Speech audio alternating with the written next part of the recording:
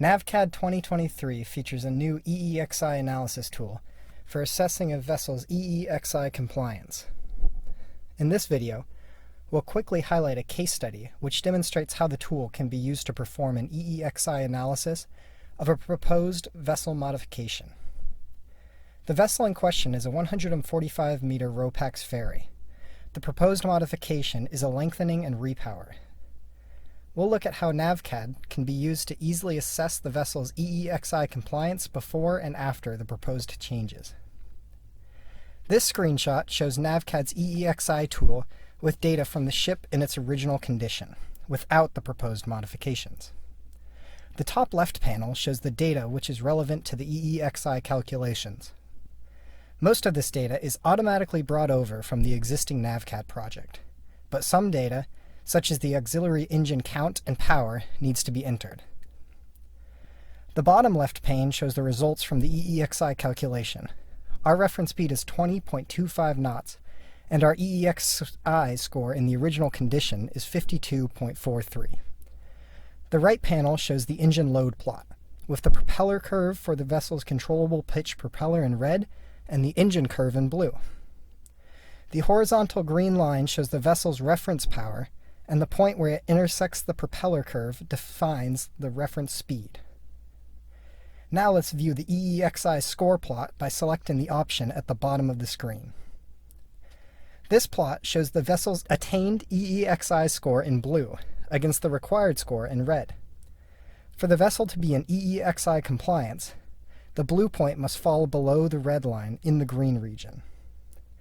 As the plot shows, the vessel is not in EEXI compliance in its original state. So what can be improved in this refit? First off, we can reduce the tank-to-wake CO2 factor by switching fuels to LNG. Secondly, we can perform hull modifications to reduce the wave resistance of the ship.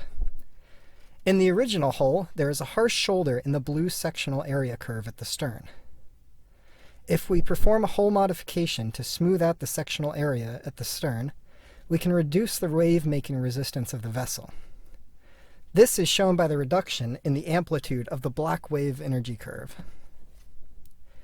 Let's return to the EEXI analysis tool for our repowered and modified hull. We can see that the LNG fuel is entered into the EEXI data pane, and the hull modification is captured in the propeller curve on the right. Let's look at our results, compared to the original results shown on the right. Even though we decreased the engine MCR in the repowering, the hull modification allows us to increase the reference speed. The repowering and hull modification have decreased the EEXI score from 52.43 to 35.84.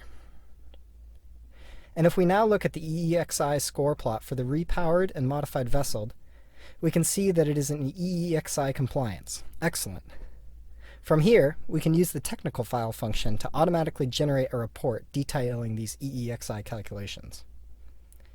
As a final thought on this case study, it's important to note that the IMO is very specific when it comes to defining the methodology for getting ship data for an official EEXI technical file.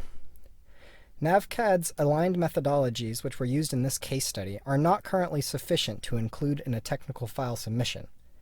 However, they can be used to quickly perform preliminary studies on EEXI compliance before dedicating significant resources towards CFD or model tests.